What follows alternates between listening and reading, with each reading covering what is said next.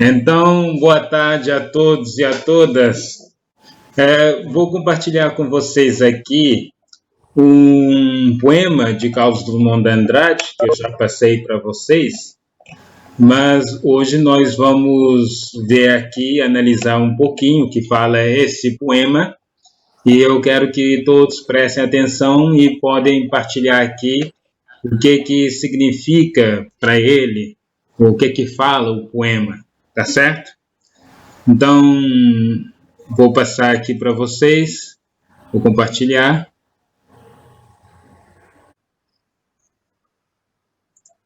De Carlos Drummond de Andrade, o poema Eu Etiqueta. Em minha calça está grudado um nome que não é meu de batismo ou de cartório, um nome estranho. Meu blusão traz lembrete de bebida que jamais pus na boca nesta vida. E minha camiseta, a marca de cigarro que não fumo, até hoje não fumei. Minhas meias falam de produto que nunca experimentei, mas são comunicados aos meus pés. Meu tênis é proclama colorido de alguma coisa não provada por este trovador de longa idade. Meu lenço, meu relógio, meu chaveiro, minha gravata e cinto, e escova e pente, meu copo, minha xícara, minha toalha de banho, sabonete, meu isso, meu aquilo, desde a cabeça ao bico dos sapatos, são mensagens, letras falantes, gritos visuais, ordens de uso, abuso, reincidência, costume, hábito, premência e indispensabilidade, e fazem de mim homem anúncio itinerante, escravo da matéria anunciada. Estou na moda. É doce estar na moda, ainda que a moda seja negar minha identidade, trocá-la por mil, assambarcando todas as marcas registradas, todos os logotipos do mercado. Que inocência demito-me de ser eu, que antes era e me sabia tão diverso dos outros, tão mim mesmo, ser pensante, sentinte e solidário com outros seres diversos e conscientes da sua humana, invencível condição. Agora sou anúncio, ora vulgar, ora bizarro, em língua nacional ou em qualquer língua, qualquer principalmente, e nisto me comprazo, tiro glória de minha anulação. Não sou, vê lá, anúncio contratado. Eu é que mimosamente pago para anunciar, para vender em bares, festas, praias, pérgolas, piscinas e bem à vista exibo esta etiqueta global no corpo que desiste de ser veste e sandália de uma essência tão viva e independente que moda ou suborno alguma compromete.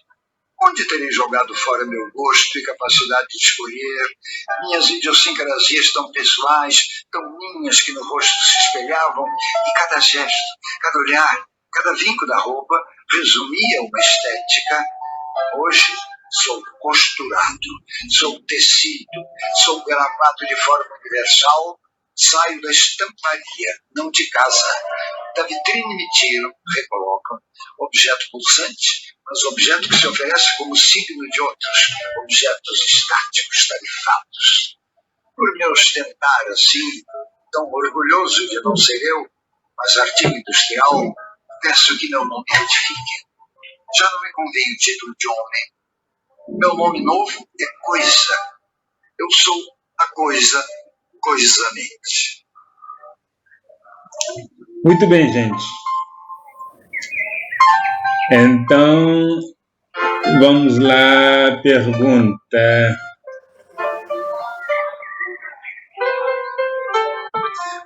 O que fala esse poema? O que você entendeu? Certo.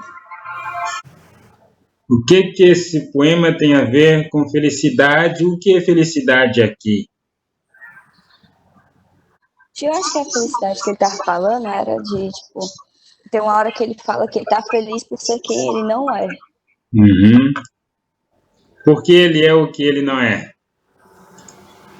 Porque meio que ele se veste como todo mundo.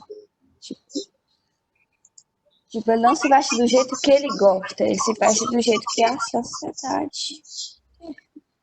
Tipo, que a sociedade acha bonito. Certo. Mais.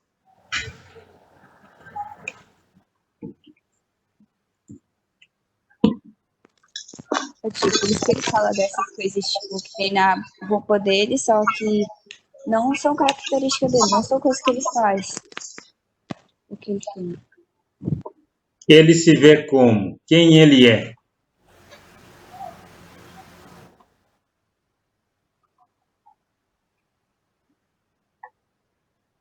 Ou o que ele se tornou?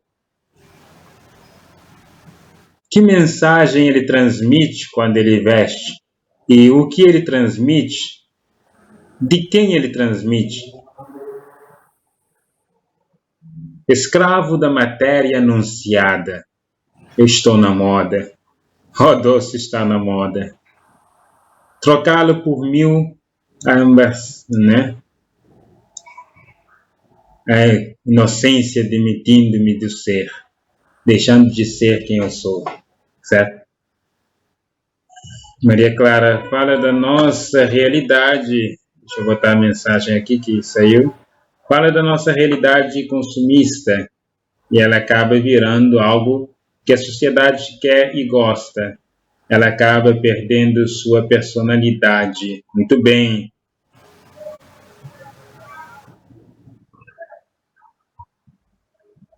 Ele retrata a felicidade do homem como se vê confuso, sem entender o quê?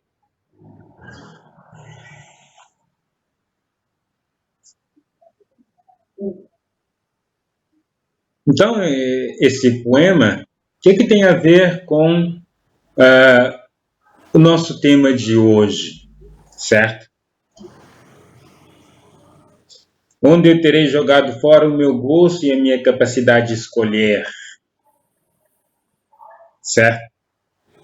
Então, nós estamos aqui falando de um ser feliz, como vocês estão insistindo na felicidade ou infelicidade, mas um ser que busca a felicidade não no ser, mas no ter, certo? Então, nós temos aqui o eu etiqueta. Tem uma passagem, que esse poema é mais longo do que este aqui, né? Esse é só um trecho. Então, ele vai falar em um outdoor ambulante, certo? Já não me convém o título de homem, meu nome novo é coisa. Eu sou coisa, coisamente, certo? Então, o final do poema é muito interessante, porque ele se diz que já não é mais, né? Já não me convém o título de homem, nem é mais humano, certo? Meu novo nome é coisa. Eu sou a coisa coisamente, certo? Então, nosso tema de hoje é sobre o consumismo, sim. É sobre uma felicidade artificial e uma criação de ideia de liberdade também artificial, certo? Por que artificial? Porque também é produzido dentro das indústrias, certo? Nós temos uma indústria que se desenvolveu no século XVIII, né, a Revolução Industrial, em que as indústrias, as fábricas, produziam mercadorias. E essas mercadorias são objetos usados nas trocas, certo? Uma mercadoria vale o quanto de esforço que um homem faz, né? Um esforço físico e mental, como dizia Adam Smith. Então, o trabalho, que é esse esforço mental e manual, físico, é o equivale ao que podemos dizer o valor do trabalho. Então, podemos dizer que essa força de trabalho que produz mercadoria, o preço da mercadoria equivale à força que um homem executa dentro de uma fábrica. Então, quanto tempo eu passei para confeccionar uma calça, o tempo que eu levei, o esforço que fiz, isso que vai determinar o preço, né, do valor da troca dessa calça. Se for uma coisa que é feita de forma rápida e simples, custará menos, né? Então, o valor da troca é dado pelo valor, né, justamente do tempo gasto. E depois esse tempo gasto para fazer as coisas é trocado em moeda. Então a moeda vai determinar o valor do trabalho. Então nós temos aqui no século XIX muitos trabalhadores dentro da fábrica, mão de obra, que executa grande quantidade de trabalho, mas recebe um salário, né, muito reduzido, portanto, não é equivalente, né, à força de trabalho empreendido, mas a mercadoria, que devia ser então dele, mas é apossado por dono, proprietário, dono da indústria, certo? Então, essa força que se executou, que foi aplicada, não é valorizada, não é equivalente ao custo do produto que o próprio trabalhador produziu e não pode comprar. Porque para ele comprar o produto que ele mesmo, né, fabricou, ele precisa colocar 5, 10, 20 vezes de força de trabalho para acumular uma certa quantidade de salário para comprar o produto que ele fabricou. Então, a força de trabalho que ele executou não é justo de acordo com o preço da mercadoria que foi apossado, certo? Já que o preço da mercadoria devia valer o preço da força empreendida sobre a matéria. E aí nós temos, então, todo o século XIX, essas revoltas, essas manifestações dos trabalhadores que estavam insatisfeitos com toda essa situação de exploração de trabalho, né, sobre o seu trabalho, sobre o seu produto que era apossado. E no século XX, já não estamos debatendo somente a questão do trabalho em si, do trabalhador que produz, mas do próprio consumidor, agora aquele que consome. Então, a questão agora se volta ao controle que se tem sobre a massa consumidora. Então, já que se produz uma grande quantidade de mercadoria, e para que essa mercadoria possa ser vendida, é necessário, então, fabricar consumidores. Porque não adianta fabricar mercadorias se essa mercadoria se estagnar por falta de consumidor. Então, é necessário despertar nas pessoas necessidades para comprar, desejos para ter essa mercadoria fabricada. Porque se eu só produzo e não tem quem comprar mercadorias, aí eu não vou ter lucro, vou ter mais prejuízo. Então, a sociedade industrial, a sociedade capitalista, não só precisa de mão de obra que produz, mas precisa de pessoas que desejam e necessitam comprar aquilo que eles não tinham antes. As pessoas não tinham essa necessidade, não tinham esse desejo por esse produto, porque ele não existia. E agora ele passa a existir e eu preciso despertar nas pessoas o desejo de comprar esse produto. Mas as pessoas não têm necessidade desse produto. Aí entra os meios de comunicação de massa, que é a internet, que é a televisão, as revistas e tudo mais. Estes são veículos que eu vou usar para fazer propaganda dos produtos e criar necessidades e desejos nos espectadores. Despertando o desejo do consumo, eles vão adquirir aquilo que eu produzo. Quanto mais necessidades eles têm, maior é o nível de consumo. Sim, Gabriela? Portanto, assim, começa sendo fabricado no século XX ideias que vai fazer com que os espectadores possam ser ludibriados, convencidos a comprar uma coisa no qual eles não tinham antes necessidade. Eles não tinham necessidade desses produtos. Agora é necessário criar necessidades deles, desse produto. Antes não havia celular, certo? As pessoas viviam tranquilos sem celular, viviam felizes sem internet. Depois foi criada a internet. E as vidas continuaram como era antes. Mas viu que é necessário vender celular, é necessário vender internet. E aí começa a fazer propaganda. Quem não tem internet, quem não tem celular, não é ninguém, certo? E aí as pessoas começam a sentir necessidade de uma coisa que antes não tinham necessidades, certo? É assim que acontece com todos os produtos. Eu comprei um celular novinho, né? Moto G4, certo?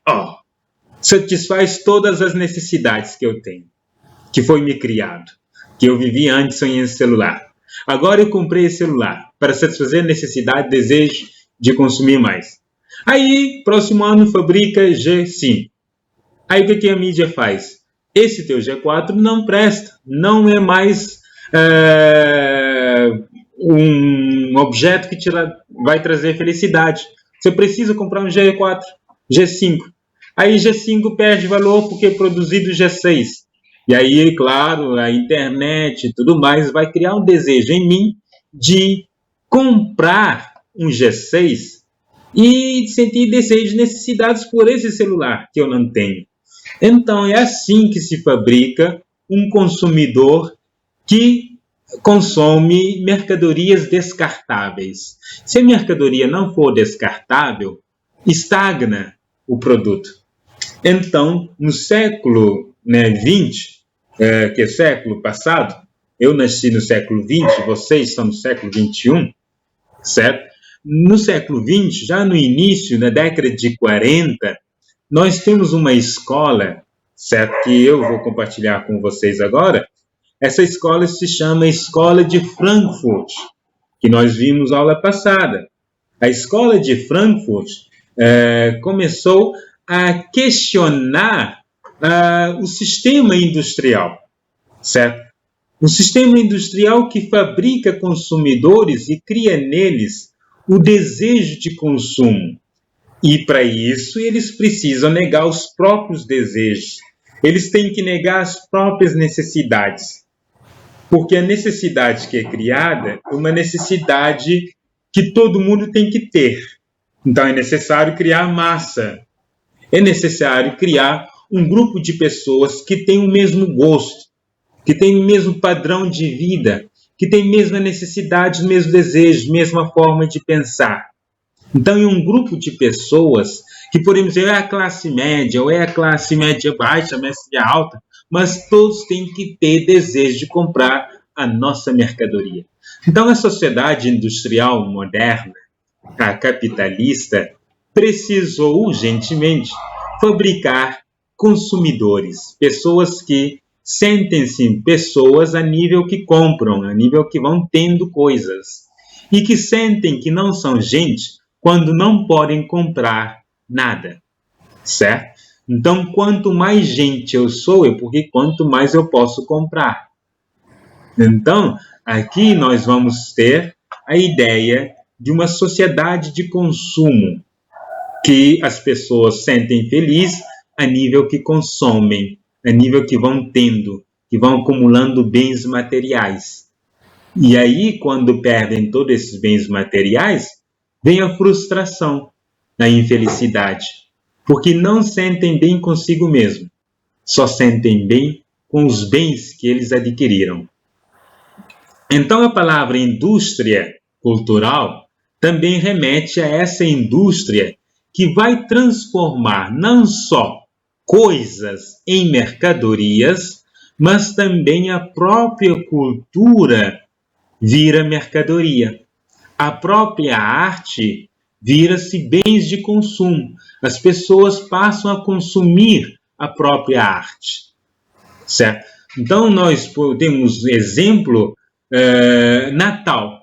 Natal é da nossa cultura ocidental cristã, né? Nós criamos essa ideia de um dia dedicado ao nascimento do Redentor, de Jesus Cristo, em que nós festejamos um mensageiro que traz uma mensagem de amor, de alegria, e um cara pobre, certo? Só que Natal deixa de ser simplesmente um ritual dos cristãos e passa a ser um momento de compra e troca de mercadoria. Quem não poder comprar vestido novo no Natal, quem não poder comprar presente no Natal ou receber presente, se sente infeliz e não sente gente, como as outras pessoas. Então as pessoas só sentem gente na medida que eles podem comprar, que eles possam gastar no shopping. As pessoas esqueceram da verdadeira essência do Natal, porque Natal virou festa do Papai Noel, que vende seus produtos, faz propaganda na televisão e traz Coca-Cola como símbolo. Então as pessoas se sentem felizes a nível que recebem a visita do Papai Noel, que traz presente, porque Papai Noel é capitalista. Diz. Tinha uma questão. Natal virou símbolo de capitalismo. Natal virou mercadoria. Virou dia de venda e troca de mercadoria. Natal passa a ser um momento de maior consumo de bens materiais. Porque o Natal, você vê propagandas e mais propagandas do dia de Natal. De Natal tem muitas propagandas. É o momento em que mais se faz lavagem cerebral nas pessoas para comprar mercadorias, e as pessoas, já mesmo sendo ateus, tem muitos não cristãos, que celebram esse dia como dia de troca de prenda. E os próprios cristãos não vêem mais o Natal como dia de confraternização, mas como dia de troca de presente, de compra. Por isso lota as lojas, Americanas fica lotado, filas enormes nos shoppings. Em vez de as pessoas irem ao culto, irem aos templos, adorar o menino que nasceu, as pessoas vão ao shopping, certo? Porque o shopping virou um novo templo, um templo de adoração dos bens de mercadoria. E as pessoas servem esse sistema industrial como se antes servia a Deus. Então as pessoas não estão pensando na salvação da sua alma, estão pensando agora na aquisição de novo sapato, de novo tênis, de nova blusa. Porque o que passa na televisão, e se eu não comprar, eu não sou ninguém. Então nós vamos ter justamente essa indústria cultural. O que é indústria cultural que a gente está vendo aqui? É justamente esse processo de mercantilização. Tudo vira objeto de mercantilização, de venda, de troca de mercadorias. Também atinge a arte, a cultura em geral. Por que a arte? Porque se usa da própria obra de arte para vender. Vende no momento que você está assistindo o filme, a sétima arte é no momento que passa a propaganda para interromper o filme. É no meio da novela que aparece ator fazendo propaganda de creme de não sei o quê. É no momento do esporte que passa propaganda de cerveja para homens, porque é homens que assistem esporte. É no momento da novela que passa propaganda sobre jet ski, sobre Avon, porque é o momento que as mulheres estão assistindo novelas. É no momento de desenho animado, quando tinha, que passa no filme da tarde, que passa propaganda sobre brinquedos e tudo mais. Porque tem um público ali presente que está entretido e que é esse momento que devemos aproveitar para poder fazer propaganda do objeto que esse grupo vai consumir. Porque, na verdade, não são gente, são apenas objetos de consumo. Já não são homens, são consumidores. Já não são cidadãos, são consumidores.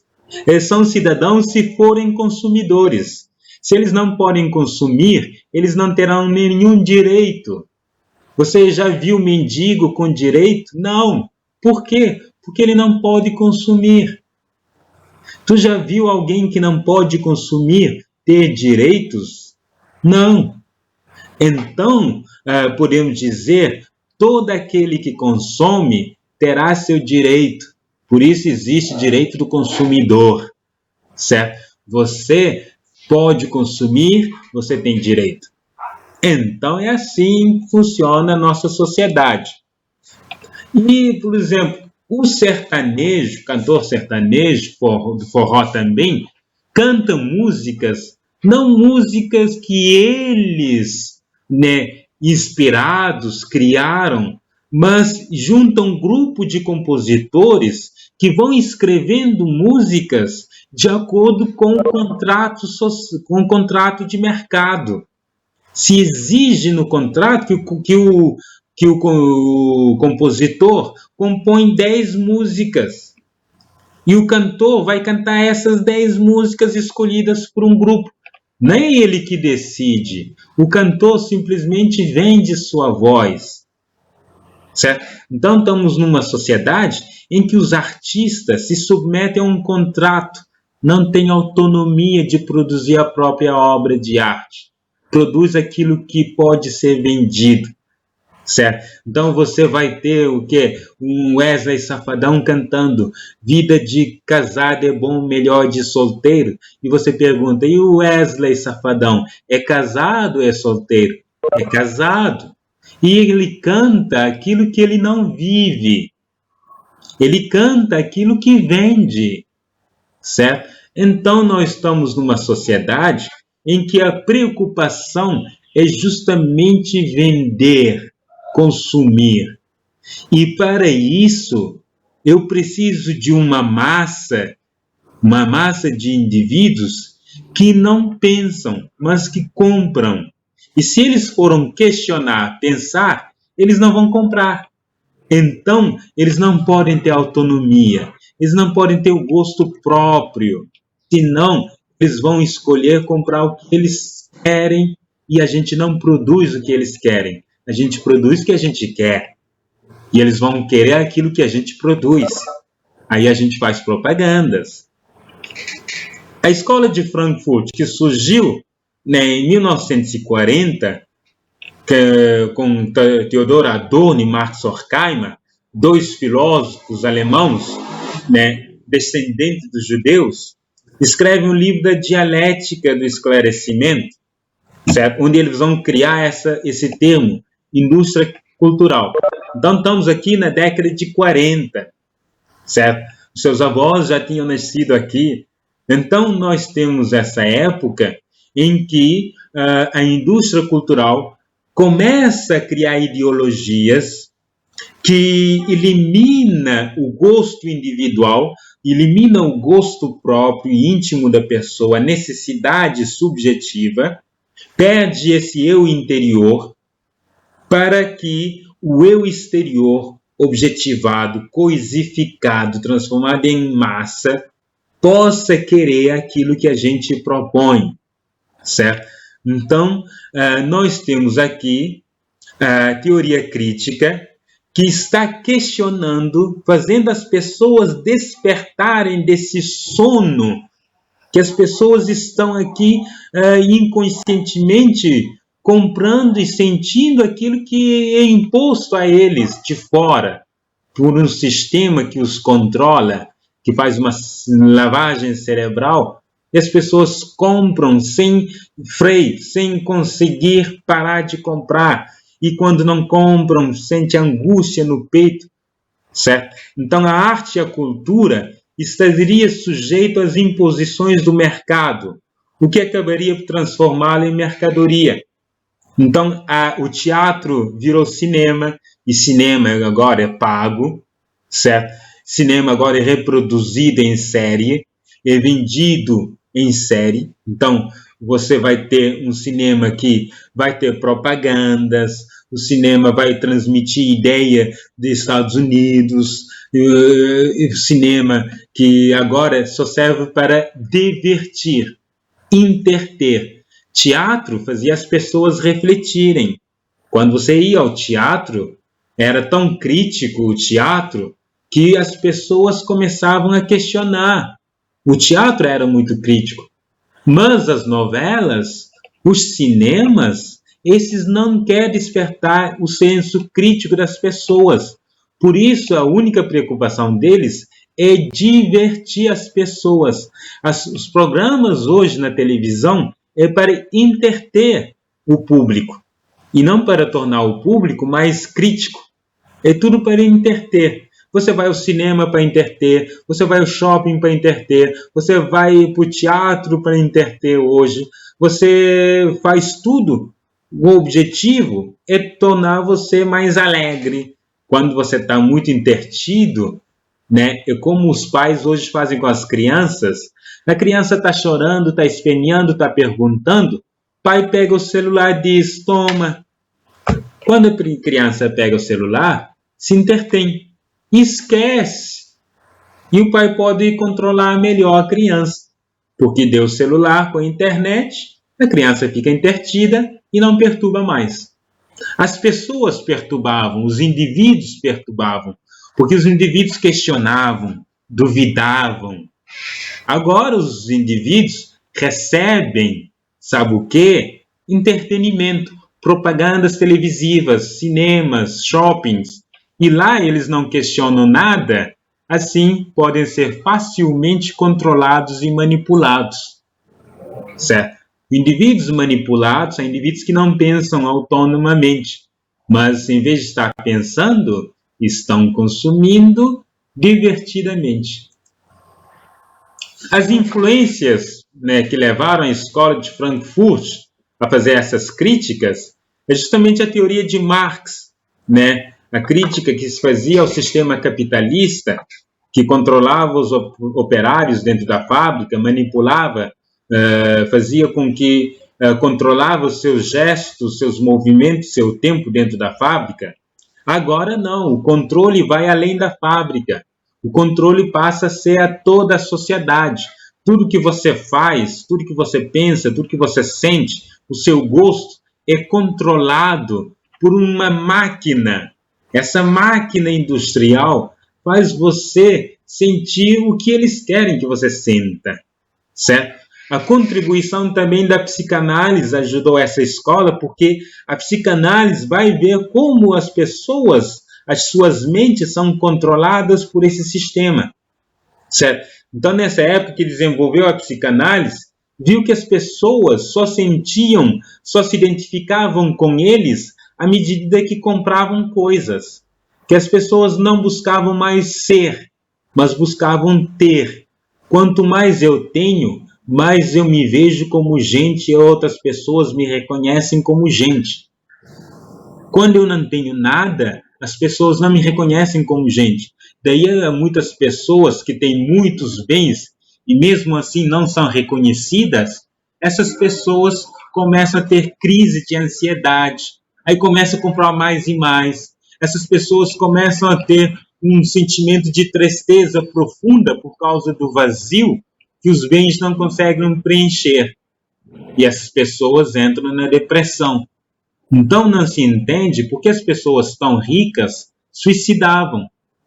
Então a psicanálise ajudou a entender essa sociedade. E a sociologia de Weber, que fala de uma sociedade que controla, que manipula. A sociedade industrial, o Estado controla, manipula, certo? Então essa sociedade que faz com que as pessoas, né, sintam aquilo que eles planejam que essa pessoa sinta.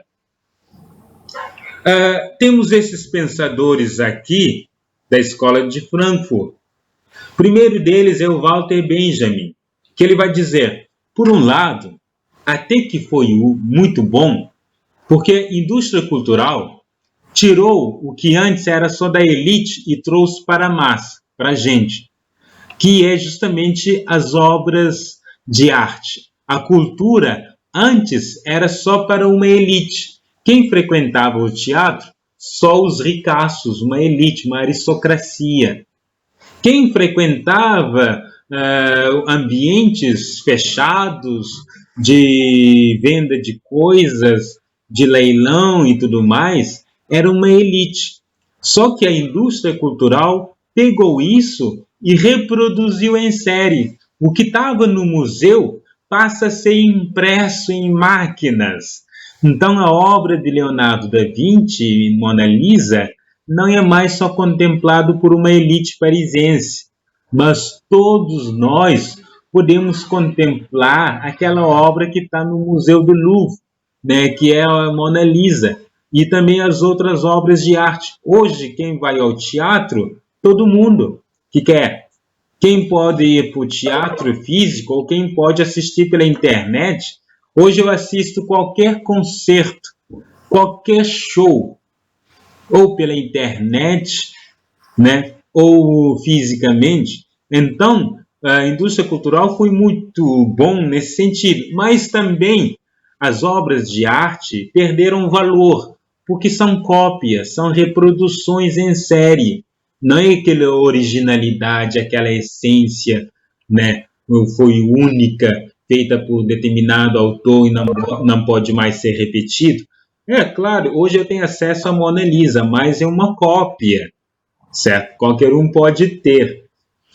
Theodor Adorno e Marx Horkheimer mostraram nos seus livros o quanto essa sociedade industrial transformou o pensamento humano, a racionalidade, em um objeto, um instrumento de dominação.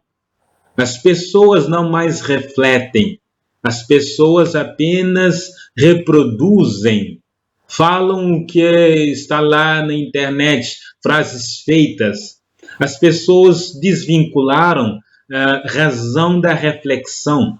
As pessoas hoje só querem ser técnicos, saber fazer, mas não pensam, não questionam aquilo que fazem, certo? Isso é uma pena, porque as pessoas não pensam mais, só executam, apesar de serem muito inteligentes, certo? Tem gente muito inteligente que só sabe fazer as coisas, mas muitas vezes usa essa inteligência para, por exemplo, você vê o nazismo que estava surgindo nessa época, que depois vai realmente usar a racionalidade para gerenciar, né, um campo de extermínio. O campo de extermínio é um lugar organizado de forma racional, que executa a violência, a barbárie, de forma racional, desumano, uma racionalidade desumana, certo? Herbert Marcuse fala justamente dessa sociedade industrial que destrói a interioridade das pessoas. O eu interior não existe mais. Só existe uma pessoa que pensa o que os outros pensam. Existe uma pessoa não autônoma, mas uma pessoa que faz o que os outros fazem. Acabou essa ideia de liberdade. Todo mundo está sendo manipulado e todo mundo acha que é livre. Todo mundo acha que escolhe o que escolheu. É mentira, é falso, porque você escolhe aquilo que a propaganda já escolheu por ti. Você não escolhe nada. Você escolhe o que os outros já fabricaram, certo? E Erich Fromm vai dizer que as pessoas são felizes na medida em que vão ter as coisas. Não é questão de ter, é questão de ser. Ser feliz não tem nada a ver com ter bens. Tem gente que não tem nada e é feliz. Tem gente que tem tudo e é infeliz. E hoje as pessoas jovens acham que ostentando, tendo coisas, celulares, vão ser felizes. E acham que ganhando muito dinheiro vai ser feliz. Coitados. Certo? Vão acabando frustrados. Japão é um dos países mais ricos do mundo, mas é o país onde tem maior número de suicídio. África. Em Cabo Verde você não se escuta falando de suicídio. As pessoas não se matam. As pessoas não têm nada, mas as pessoas não se matam. Você vê pessoas pobres se matando? Só se mata se achar que a felicidade está no ter. Certo? E Habermas nós vamos ver depois, né? Habermas vai falar dessa sociedade que não mais dialoga. Não há um diálogo. E diálogo é quando eu falo uma coisa e o outro pode contradizer. Mas na sociedade industrial, as pessoas têm as mesmas ideias. Não há discussão. aceitam as ideias, as ideologias já impostas nas escolas, principalmente, a partir de livros, de revistas, de plataformas que são fabricados por esse sistema industrial. Esse sistema industrial fabrica um pensamento, né, uma pedagogia, fabricam tudo aquilo que nós temos que consumir. Hoje você tem que ter um plano de saúde, onde já se viu o plano de saúde, você tem plano de saúde de acordo com aquilo que você pode pagar. Tem que ter plano de vida, certo? A pessoa vive fazendo planos, comprando saúde, comprando educação, certo? As pessoas não têm nada mais que, mesmo pagando imposto, ele tem que pagar planos. Então, por que eu pago imposto? Se eu tenho que pagar plano de saúde, plano de educação, meu imposto hoje não vale para nada, porque eu pago, depois de imposto, eu pago escola, eu pago saúde, eu pago, né, até o lugar onde eu vou ser enterrado. Então, para que eu pago imposto? Certo? O Estado que devia prover isso, e não empresas particulares. Então, os meios de comunicação de massa, certo, são internet, celulares, tudo aquilo que eu uso para transmitir as minhas ideias, o que eu pretendo que os outros compram. Então, essas indústrias, eles pegam esses meios de comunicação de massa e transformam todo mundo mesmo, transforma em um planeta de consumidores. Todo mundo está querendo consumir, todo mundo tem que consumir, certo? E se não puder consumir, não são gentes. Produção de massa. Então, se produz uma massa, né? Uma massa, é um grupo de pessoas que tem mesmo padrão de gosto, mesmo padrão de roupa, mesmo padrão de vida, mesmas casas, às vezes até iguais, mesma planta, certo? Mesmo tipo de carro, certo? Então, reificação ou coisificação do trabalho, do trabalhador. O trabalhador vira coisa que produz e consome. O que é uma pessoa hoje na nossa sociedade? Ou é uma pessoa que uma hora está trabalhando, outra hora está consumindo.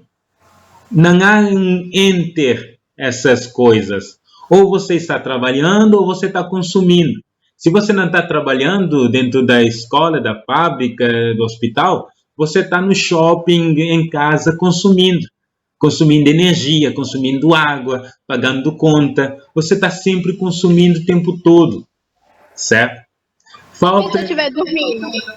Está consumindo ar-condicionado que está esfriando o seu corpo. Está consumindo Netflix que está parado.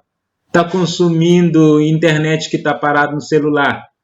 Porque você vai pagar 24 horas pagando o que você está usando ou não está usando.